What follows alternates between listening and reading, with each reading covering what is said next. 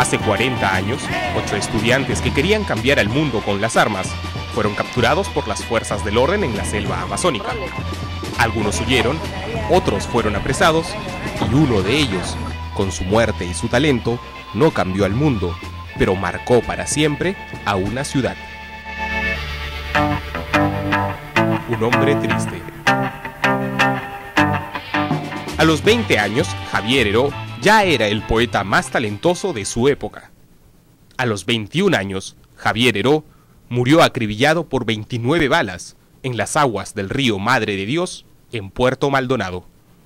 Lo que estábamos era ingresando, pero no necesariamente para entrar en operaciones de inmediato, en absoluto. Simplemente íbamos a observar la situación y ver qué es lo que estaba ocurriendo dentro del país. Alain Elías era uno de los compañeros de Heró en el Ejército de Liberación Popular y sobrevivió para contar la muerte de su camarada. Pero no es el único que conoce la historia. Aún ahora, todos los guarayos, los habitantes de Puerto Maldonado, recuerdan los acontecimientos que desencadenaron la muerte del joven poeta. Se sabía que están por llegar unos guerrilleros a Puerto Maldonado, pero no se sabía por qué sitio iban a llegar. Alberto Gutiérrez Chaja tiene 61 años, la edad que tendría Heró de estar vivo. Recuerda que una noche llegaron a Puerto Maldonado 8 forasteros que pronto llamaron la atención por su vestimenta y sus barbas. Los 8 se alojaron en el hospedaje Chávez. Para el hostelero don Manuel Chávez, así como para muchos otros en Puerto Maldonado, el tema Heró, 40 años después, sigue siendo perturbador. Yo tampoco he visto lo que me han contado. Terminaron de alojarse y vino la policía y se lo llevó. Y comenzó un tiroteo, nadie sabe quién empezó.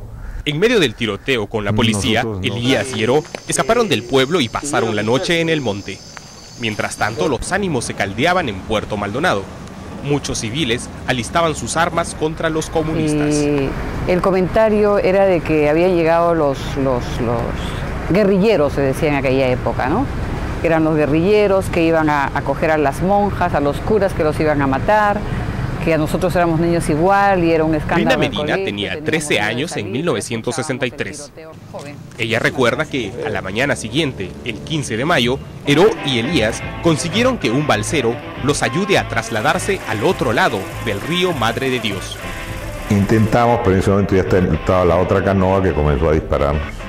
La primera canoa se retira, después salió otra canoa con unos 10 o 12, entonces hicimos un fuego cruzado con ellos. Más la gente del puerto que nos estaba disparando, ¿no? Yo vi, digamos, a un grupo de policías de la Republicana y a un grupo de civiles que disparaban de una altura, disparaban hacia medio río donde había 2 personas, uno herido y el otro pedía perdón porque... Guillermo Ríos tenía 12 años. Él vio cómo el balsero murió y la canoa de los 2 jóvenes limeños quedó a la deriva, cercada por sendas embarcaciones y acribillada desde la orilla por policías y pobladores.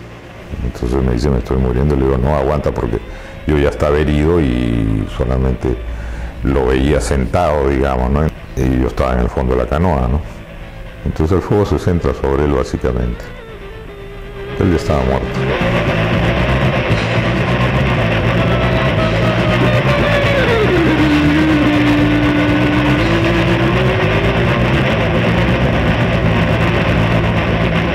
Pájaros y árboles.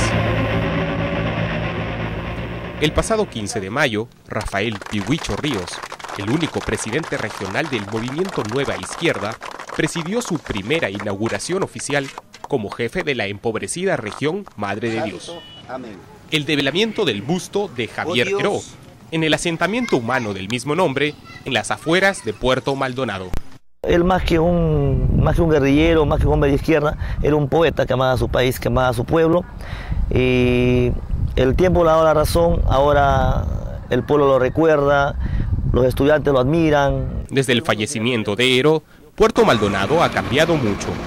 La muerte del joven de 21 años conmovió los cimientos de la apacible ciudad. Y mi mamá se consternó porque mi madre sí era de Lima. De sorpresa ante esta situación tan trágica, ver a un muchacho blanco, enorme, muerto. Me sorprendí la forma brutal como trataban al cuerpo. Lo tiraron al suelo primero y lo arrastraron. y de ahí lo tiraron contra la losa como su... Una vez que los guarayos conocieron la vida de Heró y leyeron sus poemas, el mito creció en los pobladores que alguna vez tuvieron miedo del guerrillero limeño. La identificación política se dio en especial entre los que eran jóvenes cuando ocurrió el incidente que marcó a Madre de Dios. Nos sentíamos casi pues partícipes de ellos, ¿no? Identificados con ellos. Pero no se podía porque todo aquel que te hablaba algo se metía, éramos detenidos, ¿no? No se podía. De repente eso despertó en nosotros una inclinación hacia este pensamiento. Y empezamos a organizarnos en frentes de izquierda, ¿no?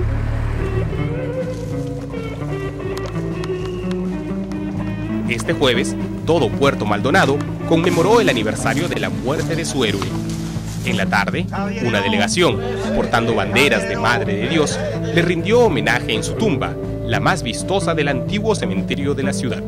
Siempre a su tumba cuidando, mejorándola, restaurándola, limpiándola. Clubes de fútbol, hay cooperativas, hay colegios, hay avenidas, asentamientos humanos, como usted ha visto allá, gente humilde. ¿Es el culto a Javier Heró en Madre de Dios la expiación de una ciudad que se siente responsable de su muerte? ¿O es la identificación genuina con los ideales del joven poeta que murió delante de todo un pueblo? Cecilia Heró, hermana del poeta, cree que lo importante es que sea su obra literaria y no sus acciones armadas, la que se conserve en la memoria de la gente. Lamentablemente siempre pasa esto, todos los años en mayo se recuerda a Javier, al Javier guerrillero. Siempre pensó en la poesía como una herramienta de cambio. Hablaba de la necesidad de culturizar y la necesidad de que la poesía fuera usada como una herramienta de cambio. Siempre lo decía, desde muchachito. Bueno, siempre fue un muchachito. Se unió algo que es muy difícil, ¿no? La palabra con la acción. La poesía con la revolución.